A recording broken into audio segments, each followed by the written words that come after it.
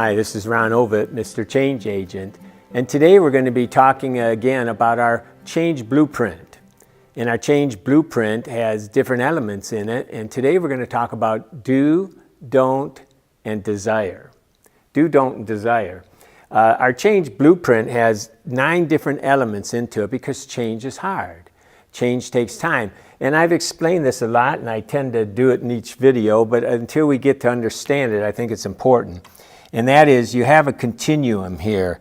You have what you call a habit. And if all you're going to try to do is change a habit, that may not take forever. For example, I was biting my nails for many years, 50-something years, right? And it took me one day to stop biting them once I knew the secrets. And I have a whole video you can watch on that, right?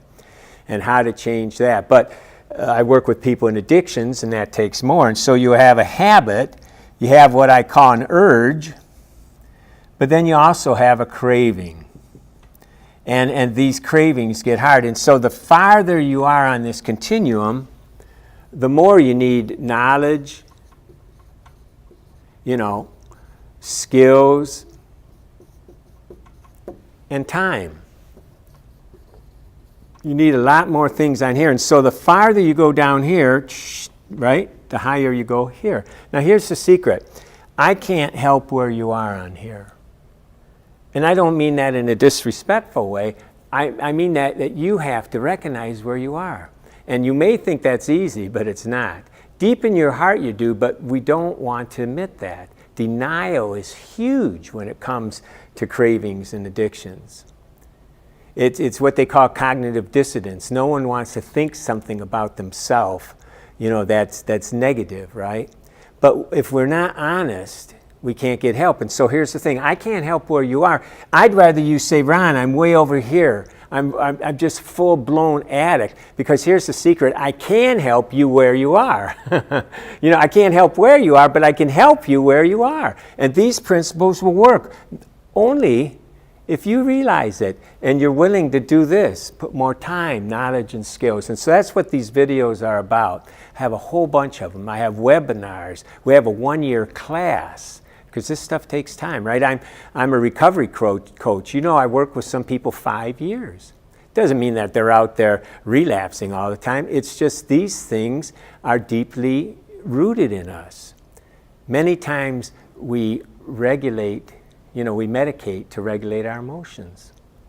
And I know, I was full of anxiety and depression. I was a phobic child. I'm a pastor, and my first 10, 15 years in the ministry was just riddled with anxiety. I was functional. But I know, and when I started working in addictions, I went into undergrad and graduate school in psychology, and when I started working with people in addictions, it didn't take me long at all to say, well, there's no difference here. They're full of anxiety. They have same issues. They have the stinking thinking, if you will, like I did. And so we need to work on these. We medicate to regulate our emotions. And so we need to work. And that's what this blueprint's about. It's going to help you. And so today, when we make some change, whether it's in our diet, whether it's in substance abuse, whether it's in exercise, we apply these principles. And one thing here is your do, don'ts, and desires. And most people start with don't, right?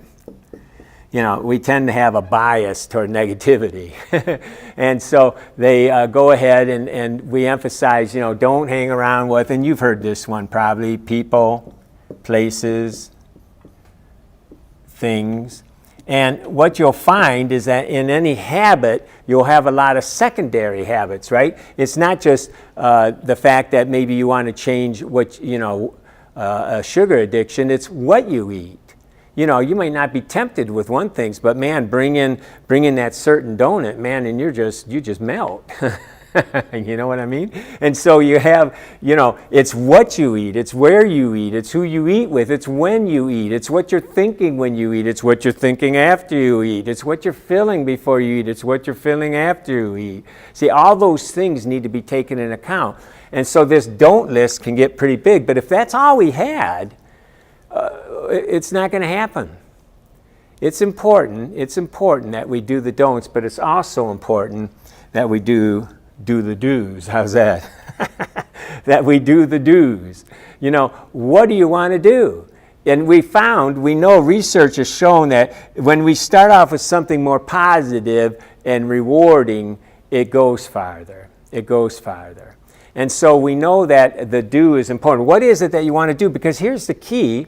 The key is that you, a lot of times, substitute. You substitute.